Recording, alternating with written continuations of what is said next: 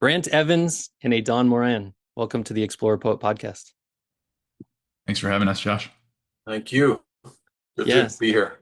Yeah. So this is actually my first time having a conversation with two people at the same time. So this will be interesting.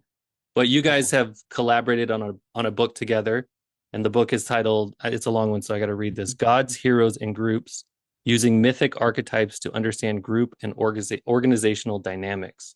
So I want to get into all the different parts of that and kind of the reason, I don't know, behind the book and and who your intended audience is and all of that.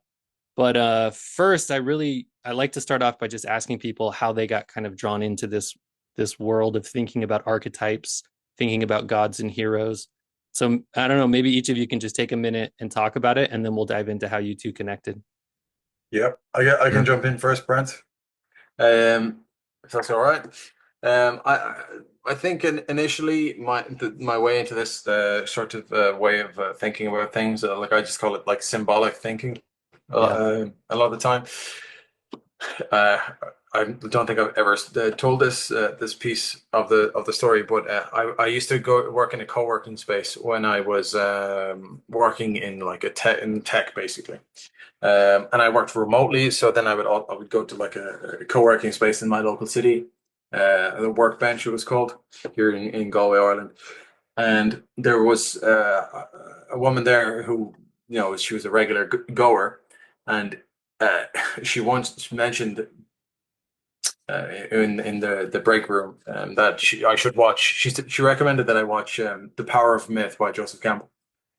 And I was like, all right, I'll give it a watch. And I watched it, and I was like, this is super interesting. Like, speaking to me in some way that I didn't fully understand.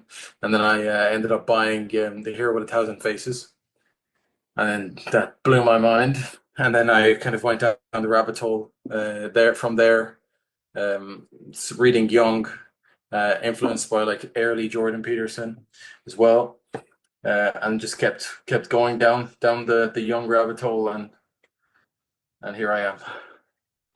Yeah, I have a lot of very similar influences. I think I started with The Power of Myth by Joseph Campbell as well, and then I jumped to The Heroes with a Thousand Faces, and then I read his big long four-part series, The Masks of God. And Wow, yeah, you yeah, read it? yeah, I've read all Oh, four, and I go back and look at it every now and then. But yeah, it's I would say that what you said, symbolic thinking, is also, it's just so fascinating to me. It really pulls me in. But yeah, what about you, Brent? For me, it was probably around the wilderness therapy days when I was um, fresh into that world out of college, probably 2011. There's one specific therapist, shout out to my buddy Jeff Scott, who had this just really beautiful way of like bringing myth into the treatment plans and the work he was doing with groups out in the field. And so this was, adolescent boys who didn't want to be there in like a wilderness therapy program, and I had no idea what any of that meant. Coming, you go to school for like psychology undergrad, and you come out and you're unfortunately woefully prepared for like applied psychology and actually working with groups. But stepping in and watching him weave in mythic narrative and watching how it would connect with the kids, like people, the stories that are archetypal just seem to grab people. Um, I also, when I was a young kid, for some reason, and I don't really have like a complex adult narrative around this, except for the fact that it just was the way it was. I just was really interested in mythology. Like some of the first books I ever got interested in were like Hercules and Apollo. And I remember being in the second grade and looking up at the library books and like being really excited to find a new book on Apollo that I hadn't read yet. So those were like hitting me early, that there was like something really powerful about them. Um, but yeah, in my adult life, just watching how um, mythic metaphor can be applied in individual psychology. And this was before I had read any Joseph Campbell or been exposed to like Robert Bly or Robert Johnson or any of these authors that ended up being really influential in our work together. But just watching this therapist like bring it to life and seeing how it connected with clients, it just felt like, I think the phrase Jordan Peterson used is like hyper real. Like it was you could watch this like light happen. And so I found that really inspiring. Yeah. Yeah, I love I don't know the what you call the applying of mythic metaphor. It's just how I see almost everything now is through some myth. But Mhm. when you were in undergrad and you were going through psychology, how much of that was related to myth? None that I can remember. I went to like Rice University, which was it was a very, um, I'd say well designed in terms of like the structure and all this stuff, but it wasn't like a creative powerhouse program for the therapeutic and the psychological side. Like the courses that we were looking at were much more dealing with data and theory and especially kind of in the early 2000s, I think Freud and Jung were not really seen as like um, they weren't as much in vogue. I think Jung has made quite a comeback in the zeitgeist. Like there's like a lot more interest in some of Jung stuff. Freud still gets a lot of shade, and people love to hate on Freud's ideas for some good reasons, of course, but also just I think it's like a cultural stylistic thing. But I think in the early 2000s, especially, there really wasn't much. I didn't sense as much interest around some of the Jungian ideas at that point, especially in the university system. So really, it was after that I felt like I got exposed to more of those ideas. You know, passing the way it was taught was here are these ideas that these guys had, and they're kind of like foundational or whatever. But here's how we think about it now that we're so much smarter. And I really do think there's been a little bit of a return to that symbolic thinking and the power of that over time. Yeah, it's I never took a lot of psychology classes in college. I think I took a Psych 101 and then I took a sociology class. And it was similar. It was a lot of data, it was a lot of like behavioral science and that kind of thing. But I think in general there are these different camps of psychology or psychotherapy or whatever it is. And it can be difficult for the university to kind of accept this mythological bent on psychology just because it's very difficult to measure empirically, and so Mhm. they want things to be scientific. And it seems like there is a strong divide sometimes between, say, science and science and biology versus religion, spirituality, philosophy. But Mhm. I think when you blend these things, like when you blend the myths into it and you start looking at stories and myths just as the way that people think, it's like how our operating system works. I think there's actually a really good crossover between science and spirituality. Mhm. Yeah, Yeah. that's you reminded me of Ian McGilchrist, and this is what he gets into in that book, The Matter with Things.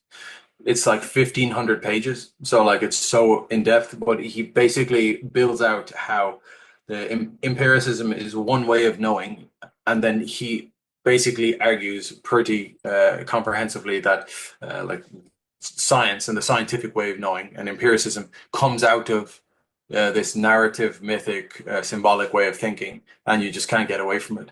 I think like one of my favorite quotes from his book that sticks in my mind is like, "Over the temple of science is the quote, ye must have faith," something like this. But you reminded me as well of C.S. Lewis, who he's this great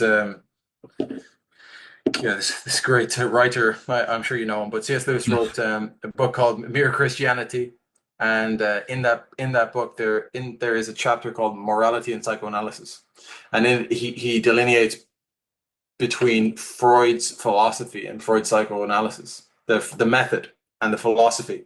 And he said it's a good method, but it's a terrible philosophy. And yeah, I often wonder, is like, is there a project in there to try and figure out? It's kind of gone off on a tangent, but I wonder, there's a good project in there to try and figure out how to sort of reground it in a better philosophy, because it is obviously a good method. And I've been thinking a lot about what's the empirical part of it, because it clearly does work, psychoanalysis or psychodynamic therapy, whatever you want to call it. But how do you think about that?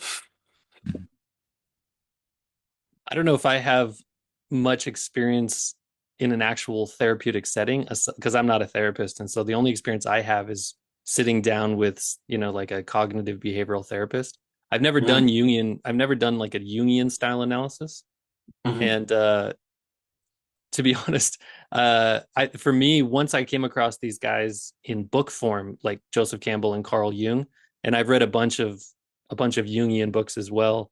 Um, this for me, just that symbolic thinking was enough to Yep. where as soon as I stopped reading kind of like self-help style books and started reading myth and story, then I just started connecting a lot of dots myself, and and then also kind of integrating my own creative practice.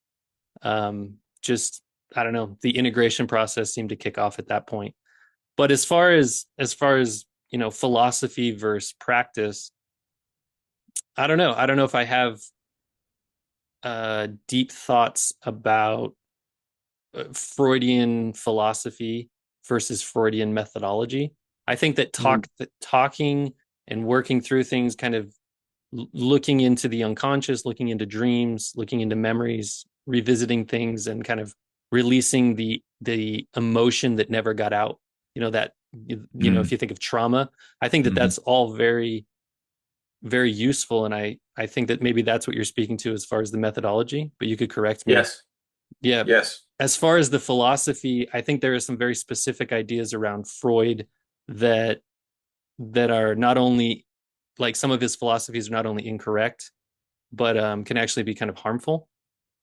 And again, I don't have a deep understanding of it, but I've read enough Alice Miller to to understand that's like his what does he call it? The drive theory.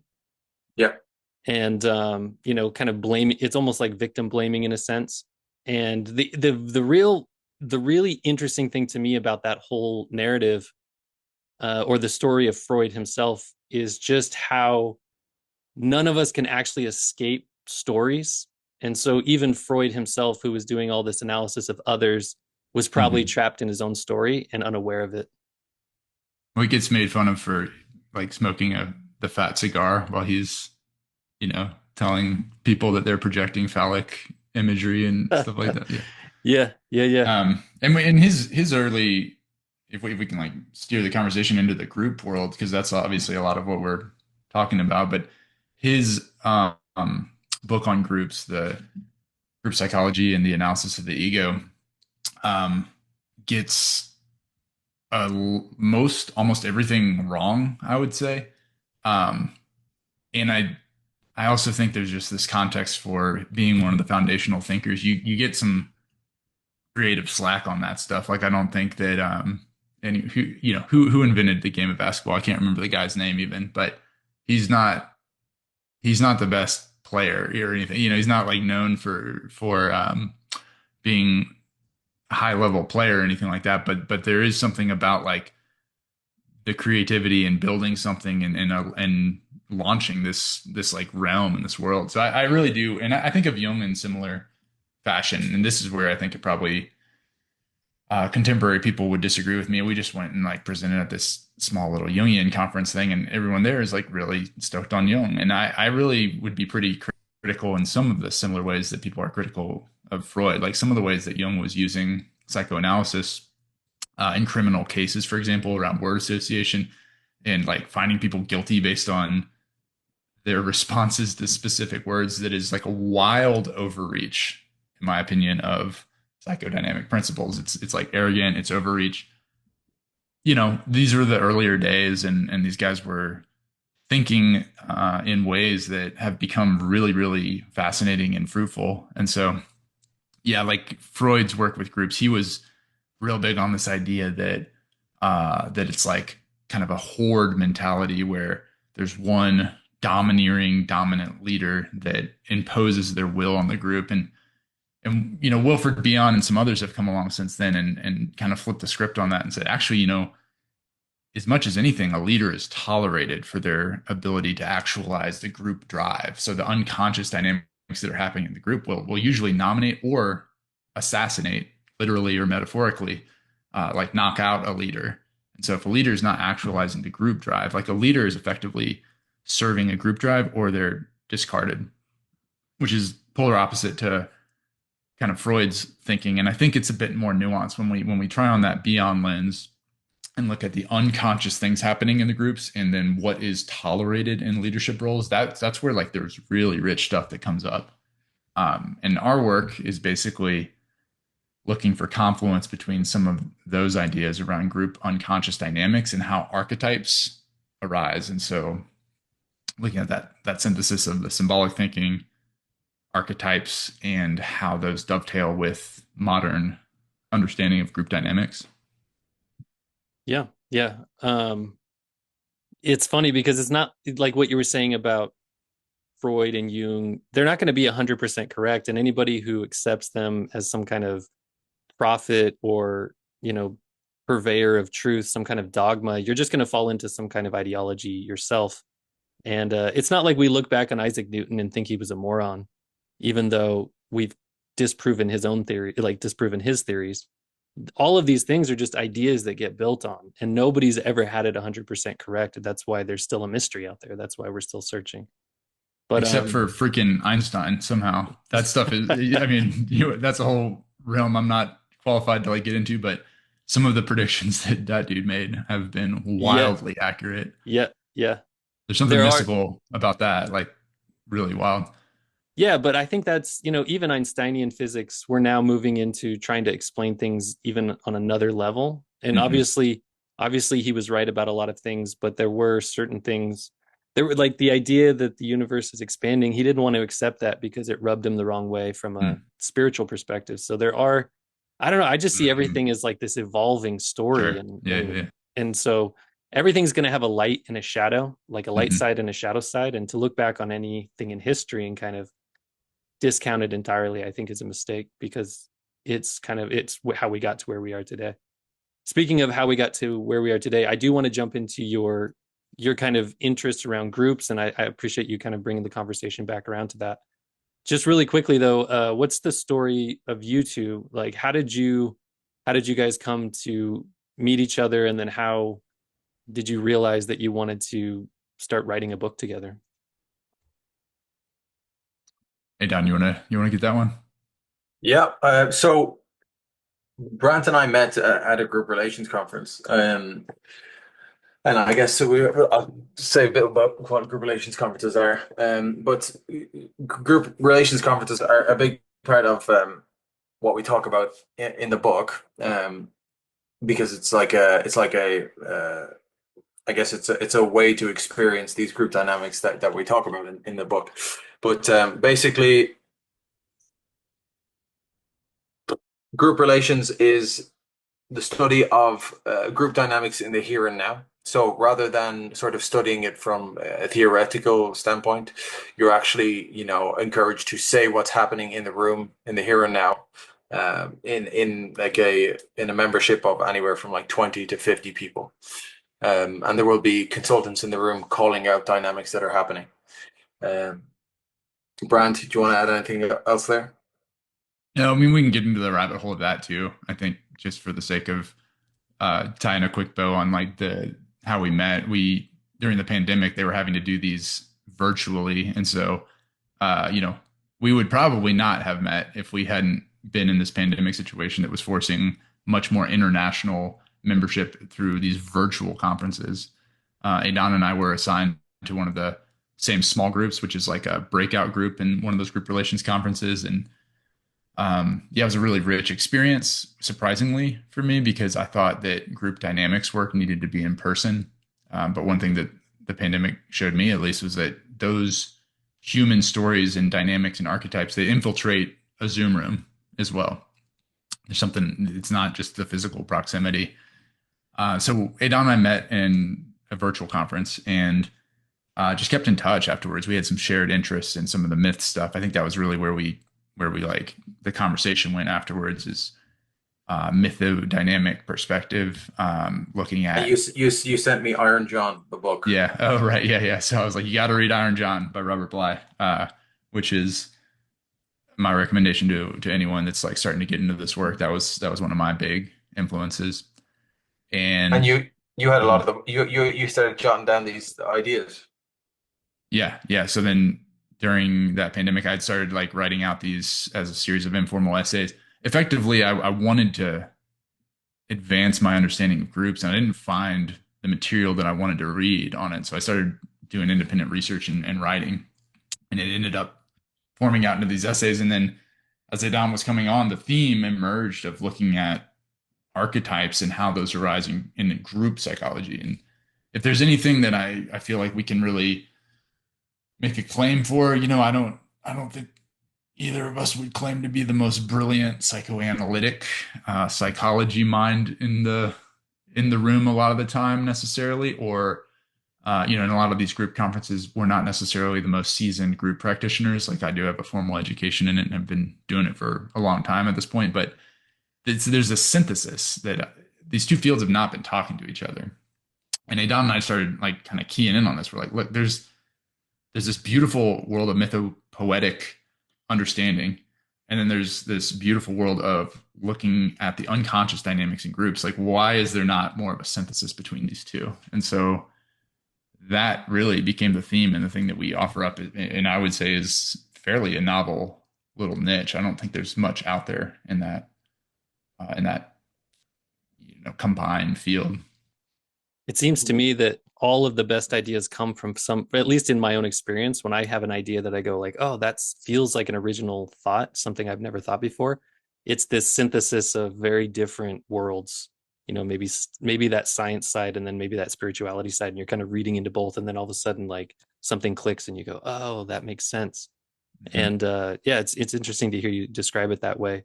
So then, I'm curious to hear what is your idea around, or what's the main theme around archetypes and how they arise in social dynamics or social settings? What's the main premise? Yeah, to understand our assertion or our kind of main thesis, you have to first accept this idea that groups have a mind of their own. You can be agnostic, you can be skeptical, I think, but building out this practice, which is really helpful for the group dynamics work, of asking, if the group has a mind of its own, what is that entity trying to accomplish? And that's one of the big aha moments that most folks have that do group dynamics work, is that they start to understand that there's all these unconscious things happening in the room that pull us into these roles, into these different dynamics. And so it's like, often I'll be in a group and like 3 days in, I'm like, man, I'm really unhappy with the role I'm taking up in this group. Like I've been like pulled into some current that I did not detect. And somehow I had this like psychological Velcro that stuck me to this role. Like, what happened there? And so, if we apply like the mythic thinking, any role in a group is effectively like an archetype being actualized in order to do something or ameliorate anxiety in some way for the group. If we're thinking from the Kleinian perspective of like ameliorating or reducing anxiety as a coping skill, like the group will like pull out archetypal energies from people. I don't remember how you framed your question exactly, but the main thesis and the main idea is that we can reframe how we think about groups instead of just what feels really dry, like, hey, what roles are emerging in the group? We can reframe that to a more juicy, what characters are being actualized, what archetypes are being manifested within these members. And that gives you license to then get creative about looking at the actual myths. Like if there's a group that's embroiled in conflict constantly, Wilfred Bion would call that a fight dynamic, where there's like constantly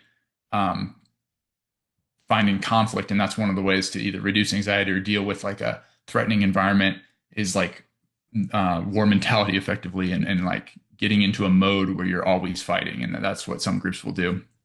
And what we're saying is like, okay, well, who's being recruited to act as Ares and like lead that, be the tip of the spear, so to speak. And then we can look at like myths and the actual storylines and the little details that you would do for applying this work to like individual psychology. Like in Iron John, for example, he goes through like the whole mythic fairy tale and looks at these individual details. Like in let me try to tie a bow here on this. If a character in the mythic story around an Ares, for example, is like doing X, Y, and Z, we can then ask like, okay, is the group also manifesting that in some sense? If we make the assumption that myths are archetypal and that groups are enacting these archetypes somehow, what details should we be paying attention to, and how do those match with the group dynamics in the room? And effectively, it gives you a lot of room for creative license and insight to be generated is the main idea. Yeah, that actually makes a lot of sense to me. I have some thoughts on it, but hey, Don, did you have anything else that you wanted to add to that? I guess I I think about it just from the side of the story. That's where I think, find myself coming at it from a lot of the time. Um, so so yeah, I think it's very helpful to think through stories. I like rather than from like an individual sort of this archetype is appearing. I always almost think of it, I don't know, through a story. But yeah, that's you can probably cut that piece out. No, Well, that's fine. like Yeah, go just ahead. No, just please as do, a please do. to try to put a little bit of an example on it, in the book we talk about, there's one chapter that looks at like groups that actualize their Hercules energy, but more of like in a shadowy way. And that would be what I think a lot of people lazily refer to as toxic masculinity. You know, like Hercules is brash. He's very strong. He's capable of these like amazing feats, but often if he's not paying attention and mindful, it's like if somebody's getting smashed and dead, or he accidentally will murder people. And when he's tricked and when he's fooled and when he's not seeing clearly, he can like cause massive violence and damage really quickly. But you look at the Greek myth of how his death is handled, and he's when he dies and when he's burned, he goes up to the Mount Olympus, which we use as a metaphor for like, you know, transmuting and bringing that material into the conscious realm of the Mount Olympus, which is different from the underworld, for example. And just like it's a metaphor for groups that and the relationship that they have to power and strength. I think one of the things that's become very, very common currently in our culture is almost like a fetishization of weakness or currency around like victimhood, on really both sides of the political aisle. This isn't meant to like target any one group or way of thinking, but this idea of like victimhood, which is a disowned Hercules effectively. And on the flip side, you have groups that really struggle to embody the Persephone energy. This is another Greek myth where groups that struggle with vulnerability, which struggle with nourishing types of energy, and um, don't have much of a relationship or an ability around expressing that side of like the masculine psyche or the feminine psyche. And so we talk about just like the way of thinking of like which archetypes are estranged in these groups and which archetypes are overly expressed, and that helping us get at just an understanding that feels a little bit more tangible than lobbing a label like toxic masculinity at like a fraternity in a college, right? Like, can we get a little bit more nuance with that? And the myths, I think, help us to do so. Yeah, It that makes also depersonalizes things as well, because you're not dealing with someone's like individual psychology or story, and they serve to sort of put a distance in between the person and the action, and to talk about it in a different way. yeah, so that they don't have to deal with, I don't know, some kind of term or label that's charged currently by the cultural environment or, the current vernacular. But you can just go back and look at a story, and through the story, by applying the different aspects of the story or just bringing it up, even just showing how it works, they could probably start to even maybe unconsciously or consciously begin to recognize the part that they're playing in the current situation as well. That makes sense to me. One thought that I have, and I've shared this a number of times, is going back to where you were saying that the group has a mind, like the group has its own mind. When I think about human psychology, I think that it's fascinating that it seems to operate on the same level, no matter how big or small it goes, right? So the smallest it would be a single individual, the psychology in your own experience, in your own psyche, whatever it is. And then the way that those dynamics work on the inside of you, they work the same way all the way up to actually the entire species on the entire planet. And so the way that you describe stories and archetypes manifesting themselves through groups, it's the same way that it manifests on the individual level. And I think about this all the time because aside from perhaps the individual and the entire species, everything else is just layers of groups that we've decided on or that we've settled upon. And so that might be families, it could be like schools, it could be cities, it could be churches, it could be all these, sports teams, businesses. They're all these groups of people that have come together. And when they come together, they form that kind of shared consciousness, that collective. Yep. And the other thing I think about, and these are ideas that came to me a while back, because when I grew up, I grew up in a very strict religious setting. I grew up LDS or Mormon, and so we were not only like very serious about our religion, but everything was treated very literal. So all of the myths were very literalized, and you had to behave as if they were absolutely true. And part of that myth was this idea that God, similar to the Old Testament, God would choose somebody to lead the church, say a prophet. And going back to what you had said about leaders being authorities over groups, what I came to see is that in the kind of authoritarian setting that I was in, what was actually happening is similar to what you were saying, was that the message is portrayed as if the authority is pushing it down to the group. Right. But what's really happening is that the group is influencing the authority of the leader, right? And so I think of it almost as in terms of evolutionary principles, adaptation within an environment. And so when you see a group, sometimes, so this probably, I mean, it works in business as well as in religions and teams, say sports teams, where when individuals behave in such a way where they add to the strength of the group, then they are kind of promoted within the group. And when they behave in ways that are detrimental to the group will find a way to kick them out of the group, to exit them out.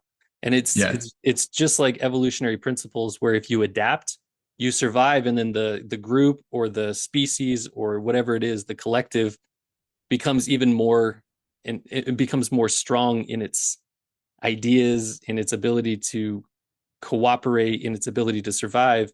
But if you don't adapt, if you can't find one of those roles to play, if you can't, fill the form of an archetype that the group sees as necessary, then they'll find a way to kick you out.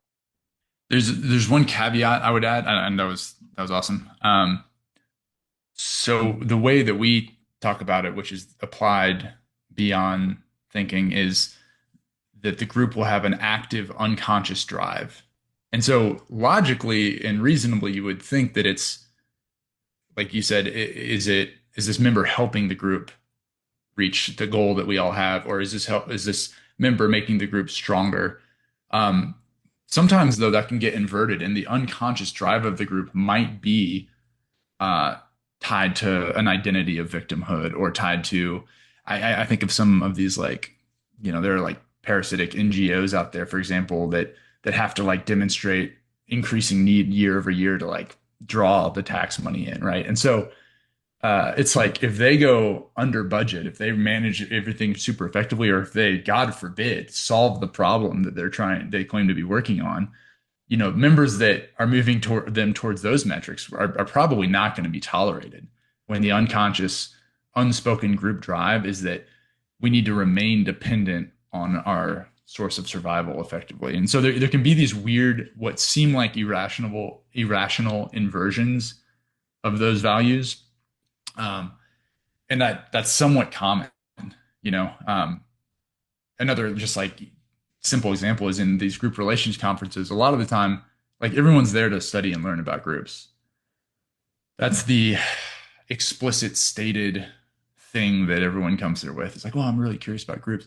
But beware of being the member that offers like an inconvenient truth, or is like, oh, curious about exposing a dynamic. The group does these things as a way to cope with anxiety. And if you threaten those, it becomes very defensive and potentially malicious towards those members. And so on the surface, you'd think that any member that is helping with getting deeper into the questioning and exposing some of the dynamics going on, that's like, well, that's what we're here for.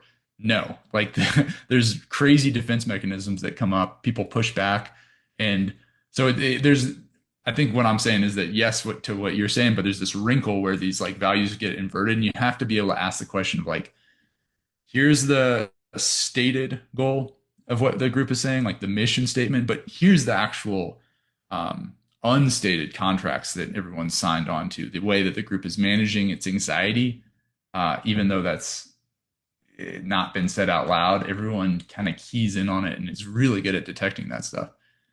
And it's like that's the second category that the group relations is really focusing on, trying to get at like what is it that's taking groups off task. It's that layer that's being tuned in on. Mm-hmm.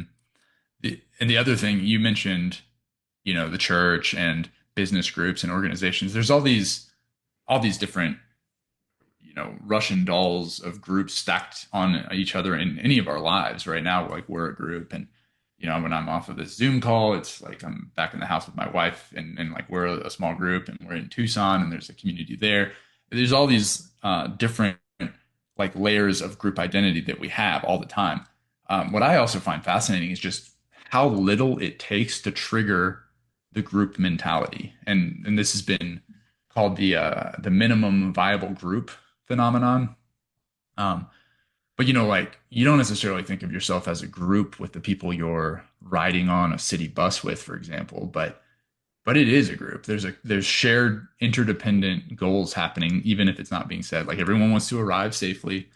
Adon, I sent you that little blurb, this Twitter post that showed it was not meant to like prove our point or anything, but it was somebody's story about being on a bus, and they've been riding this bus like every day for whatever months. And so they see all the same faces. And when they fell asleep one day, everyone rallied around, like waking them up. The bus driver was like, wait, isn't somebody supposed to be getting off here? And like, without having stated any of this, they like were acting as a group to like help this member out. And, when did that group become a group? It's like, it doesn't take much both to trigger some of those dynamics and those roles to emerge, but also to trigger the defense mechanisms. So people can become extremely judgmental of what they see as the out group very, very quickly based on very arbitrary things. The group instinct is extremely strong in people. Yeah, and that makes sense given, what makes us as a species so effective is that we can cooperate, that we can work together. And none of us would survive well on our own, without the help of others. I can really understand though what you're saying about the kind of unconscious drives of a group versus the stated goal, because it really, I mean, even when you think about evolutionary theory, a lot of times when you look at a situation, it's not readily intuitive why a certain adaptation was advantageous. And so a lot of people who push back on the idea of, evolution, they kind of point out things that don't make a lot of sense right off the bat. But when you think about the survival is actually not about the individuals, it's about the group. And so it's an interesting idea that a group can have a stated idea but then behave contrary to that stated idea because of the unconscious dynamics that have arisen. Yeah, it's fascinating. I think that stuff is I think one of the, I don't know, pains or double binds of like being a human is what you said, like we don't survive alone. There's a reason why that show Alone is popular. It's like, how long can people go by themselves in the wilderness? And it's not that long, even like really highly trained survival professionals.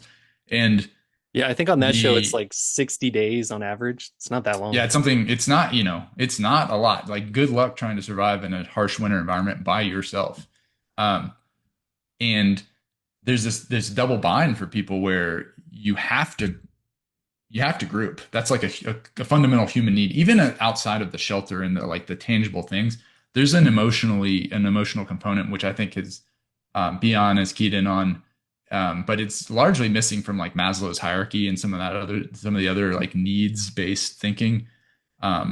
Is that we have a need to group. Like being a member in a group is part of how you maintain like emotional hygiene. It is very, very important. The other risk, though, is that if you become too enmeshed with groups, that's when like atrocities happen. That's when the Salem witch hunt happens. That's when, I mentioned the like minimum viable group phenomenon, and like the Stanford prison experiments, I think are extremely interesting, in part because those are some of the most intelligent people, and you get to see them swept into their roles so effectively that the fake guards in the Stanford experiment, if listeners aren't aware of that, they should just Google it and look it up. But it's like a famous psychological experiment where you like assign randomly the students to either be a guard or a prisoner. And like eventually, pretty quickly, actually, I think they become like borderline abusive to each other. And some of the clients had trauma, or some of the students had trauma from that. And this was before trauma was like super popular to own. You could watch the videos of how they were interacting afterwards. There's real resentment between some of the students. And that is there's like this continuum. There's two risks. You don't want to be alienated from your group. So you have to preserve so you have to like join the group on some level to survive, but you don't want to be completely enmeshed in the group. Or if you don't have your own individuality still intact, and if you haven't balanced that, we as humans are capable of really, really dark things when we get swept up in the group identity. And it is not, you don't have to reach far into historical past to see the scale of the damage that can cause. And it is, wild. And so every human every day is having to balance this question of what is the appropriate level of joining here? And how do I do that while preserving some of my own values and my own identity? And like, what happens when the group that you're a part of is demanding things that conflict with who you think of yourself as? I've seen that wreck people who go to group relations conferences. They get pulled into these roles that really that aren't congruent with some of the ways that they think of themselves. And that's a very, very hard pill to swallow in the aftermath. Yeah, it's kind of wild that it's only been like 70 years basically of this kind of study. So like, in the grand scheme of things, it's pretty wild because it's so insightful. So yeah. Yeah, I mean, I've read The Rise and Fall of the Third Reich, and I've read The Gulag Archipelago, and it's just when you talk about atrocities that groups can commit, it's pretty interesting. It's pretty terrifying, actually. But even in my own personal life, knowing people who they don't have a big effect on the greater outer world, but just because they're committed to a certain set of ideas that are held by a group, they just do such damage to their own interpersonal relationships, and they think that they're being moral because of it, and they just destroy relationships because they mistreat people, because they judge people, and it's very unconscious, and it's painful to watch. So earlier, Brant, you were talking about the group having an anxiety, the group feeling some kind of anxiousness, and then that's why some of the unconscious behaviors occur. It struck me to ask what you think causes that unconsciousness, and is it that at some level the group understands that maybe there's some like deviation from truth or from, I don't know. What do you guys think causes those anxieties within a group? Yeah, I mean, anxieties are going to be when the specter of not having your needs met rises. So groups that fear for survival or specific, whatever emotional, but also more tangible needs being met, you'll watch the anxiety rise. I think I mentioned wilderness therapy earlier. I don't know if you guys are aware, but that's a really embattled little industry. It's a small little group of programs at this point, but they've been attacked probably with some valid points. Like there have been things that have gone wrong in that world, but like the internet has ripped them a new one.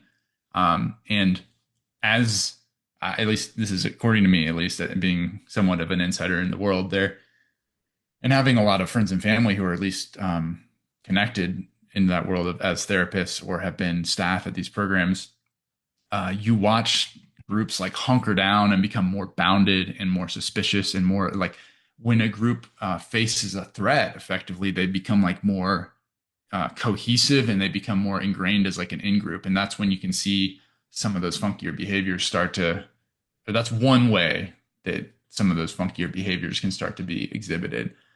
So when groups feel like their back is against the wall, it doesn't always have to be like a credible, tangible threat. When they feel a threat, but then anxiety is basically going to be, this is like applied Kleinian thinking, where as an infant, when your needs aren't met, that's these anxieties come up, these terrors come up, and that's when we start to split and project, and that's really the birth of a lot of these emotional psychodynamic processes. Well, Mhm. I guess it's worth mentioning that the kind of individual valence part of it as well. When your people are joining groups, everyone has their like as their own like topographical sort of psychology where they get pulled in certain directions and they react in certain ways to authority, and group relations is centered around like a lot around authority and how you react when because a central part of it is, and this is on purpose, Beyond sat in his groups and he would not say anything, and he wouldn't say anything because he wanted to see what would happen when there was no explicit leadership or direction in a group. What happens? Who takes leadership? Where does the leadership go? Where does the authority go? Underground? Is it given to the most emotional person in the group? Do people start fighting? Do they flight? Flight. They're pairing. The different sorts of ways that the group unconscious can go. But yeah, I think we all come to the groups with our own psychology too. So Yeah, and And I guess we, that. Oh, sorry. Go ahead. I was just going to say, we haven't even talked about scapegoating, but that's like one of the big ways that groups will dispel or contain some of the distress and the anxiety, right? Is to like load up a specific member or sometimes an outgroup as like the villain, and they can project all of the unwanted psychic material onto that person. And it's like, oh, you're the bad guy. That's the bad person. Um, we in the yeah, book, yeah. yeah, So and go for it, Brent. Sorry. well, in the book, we actually delineate. I think there's room to really get nuanced around our understanding of scapegoats, because there are times where a scapegoat is loaded up and then expelled from the group, and that's where the term comes from historically, is like loading up a person in the village or a goat even, and like symbolically loading it up with all of the bad spirits or the bad energy, and then like exiling it or killing it.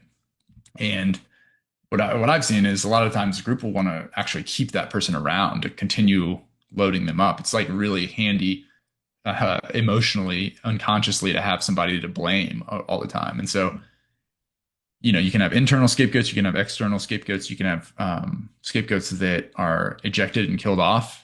And it's like and then it's like, oh, who's the next one going to be? I've seen that in organizations. And then sometimes you'll have scapegoats where the group becomes very defensive about keeping them around. It's like this ongoing coping skill where they just love to crap on this one member or whatever. And it might not even always be the same member.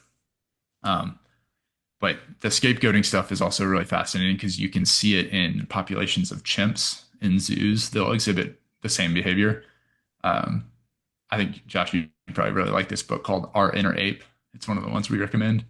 It's a really fun read. It's by Franz de Waal. And he observes that chimps in zoos, when their anxiety's high, they will often corner a member and just scream at them in the corner. And when they remove that member from the group, they'll just figure out another member to put in the corner. Like, the important thing is that they have somebody to scream at, not that there's like any actual wrong been done by that chimp. And then at other times when the intergroup tensions are real, or intra-group tension is too high, they'll like start just screaming at like the tigers in the next pen over. So there's like, you can want, it's really baked in even to these like groups of primates around how they dispel emotional energy.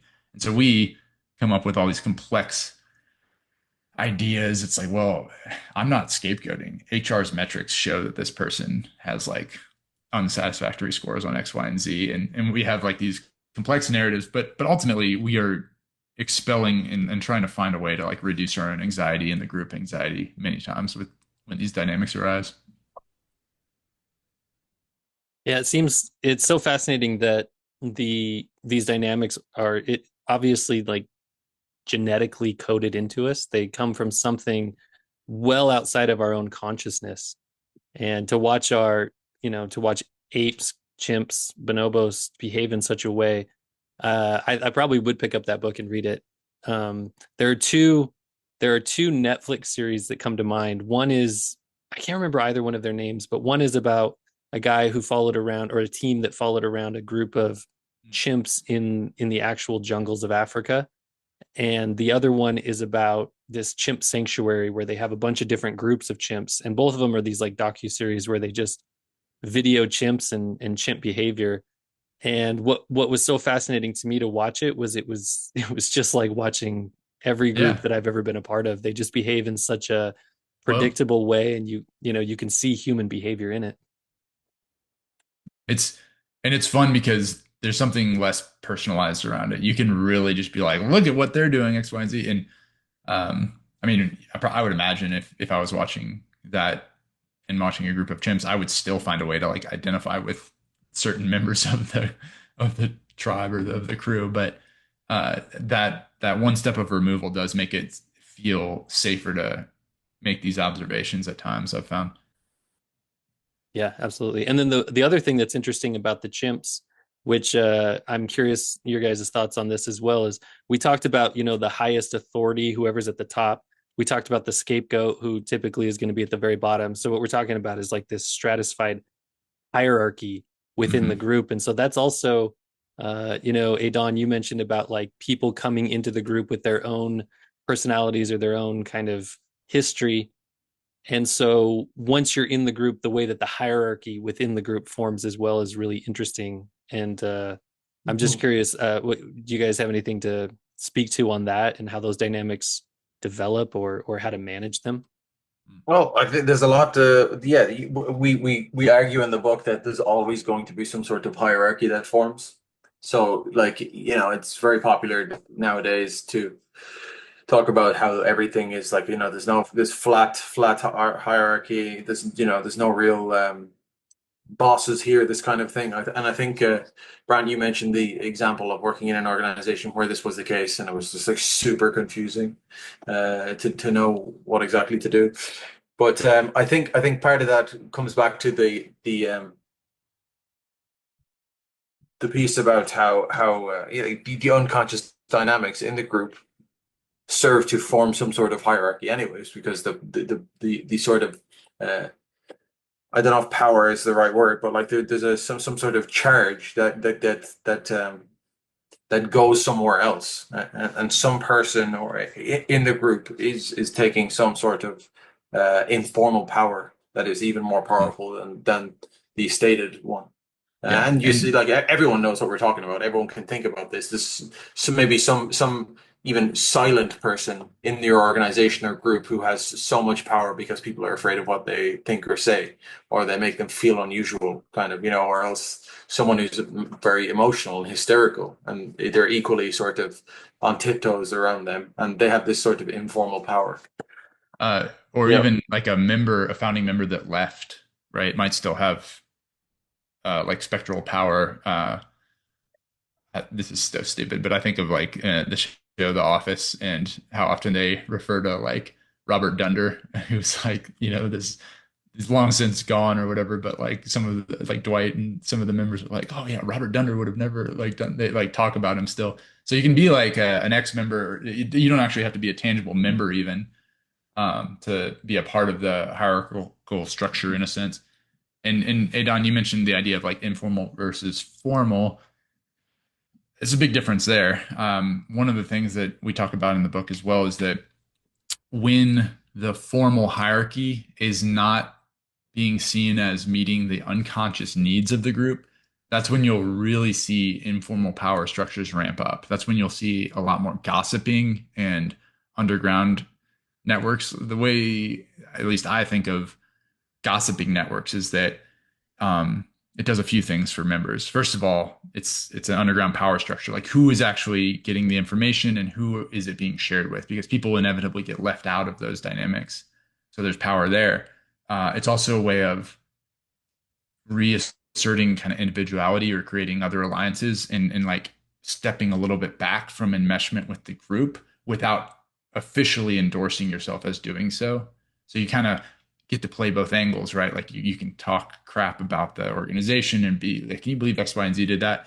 And you get to see the other members' reactions, like at least a coalition, a powerful little coalition is like, are they on the same page as me? Do we think the same way about this? Am I safe to have these views?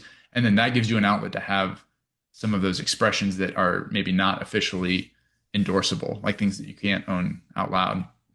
Yeah. Or even the example that of like literal affairs, where the affair is used as a way to get back at like the say the executive. Mhm. Like I think like actual example of that from Walter White's book, right?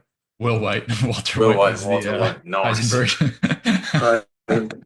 He probably would have Yeah. done that So too, though. And then, yeah, also the word dynamic is important because hierarchy is very, very dynamic and it changes. It's not something that is static, uh, formally and informally. You know, um, I can't. Maybe it's a product of this day and age, you know, but I don't think that I've been in an organization where there hasn't been significant leadership change over the course of whatever 1 2 years.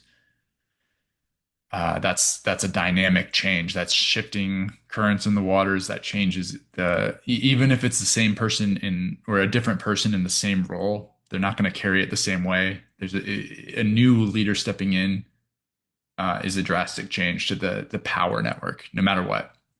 And yeah, of course, informal power networks are very mercurial and changing constantly. And so, like, who's included in what, member attraction to each other, and like the power dynamics, and there's you can get about as complicated as you want with it. But that stuff is really fascinating. We relate that. We haven't talked about myth much in the last few minutes, but if you look at the story of the like the Greek pantheon, for example, there's a quick change of the guard in leadership succession, like gods being killed off, Uranus being castrated by Kronos, Kronos being killed off and banished by Zeus before there's any sort of structural stability for a time. And we see that in groups forming. I think in newer companies you can see that, certainly in group relations conferences where uh, the group may try on a couple of different leadership combinations really quickly as it transitions through different phases. And so, sorry if this is too much of a rabbit hole, but I think it's really fascinating. There's these stages of groups is a really common model that people use where it's like storming, norming, forming, performing.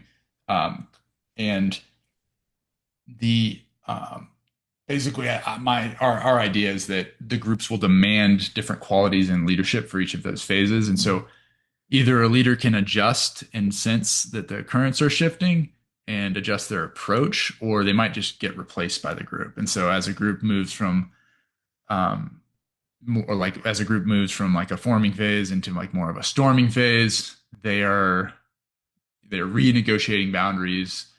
Conflict is going to be more prevalent. It takes a different type of quality from leadership to handle and navigate those waters. And if it's not happening, they're going to expel that leadership or form a more compelling informal power network that's going to actually do the things it needs to see done. Yeah, that's pretty fascinating to think about stages of groups.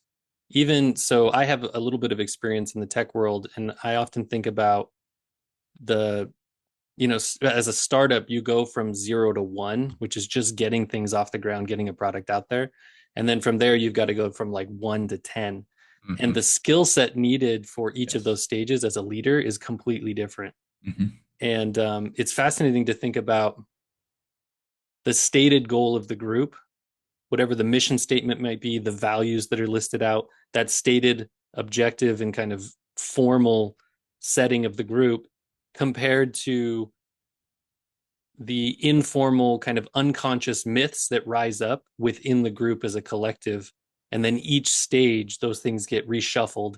And with the story, each story or each myth that the collective adapts to or adopts is it's going to call up a need from different versions of archetypes, different heroes, different villains, different role players. And so it's almost as if I have this little kind of saying that I like to throw out there. It helps remind myself to just always be adapting, which is everything evolves always. And it's almost as if a group can never be static.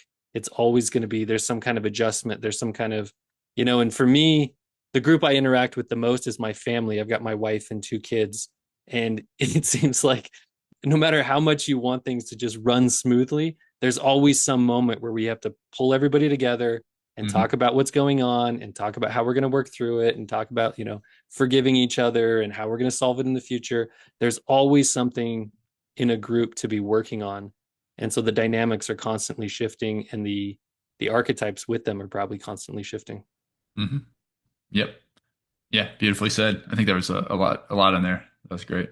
Yeah. Well, we're up at the hour. So, again, I really appreciate you guys taking the time to chat with me. This has been a lot of fun. I find it very fascinating, very interesting. Your book, again, is Gods, Heroes, and Groups Using Mythic Archetypes to Understand Group and Organizational Dynamics. The subtitle's a little different. I'm not sure where you got that one. It's just Groups, Gods, Heroes, and Groups, Relational Dynamics Through Mythic Archetypes. Oh, okay. So I think I might have pulled this off of Indelible Evening. So maybe it was your. Oh yes, don't worry about that. That was the name of the workshop. But yeah. So I'm saying the name of the workshop. So go ahead, say the name of the book one more time. Gods, Heroes, and Groups. Relational Dynamics Through Mythic Archetypes. Okay, awesome. And then if somebody wants to find that, get a copy or get in touch with you guys, where would they go? It's on Amazon. It's on Barnes and Nobles. It's published through Karnak Books. Karnak Books. Yeah. Or you'll find me with my name on Twitter. Adon P. Moran. Yep. Sorry, Moran. Same thing. Don't worry. Okay. Well, Cheers. Thanks again, guys. Thanks for having us. Appreciate it. Yeah. Yep. Thank you. Thanks, Josh. Bye.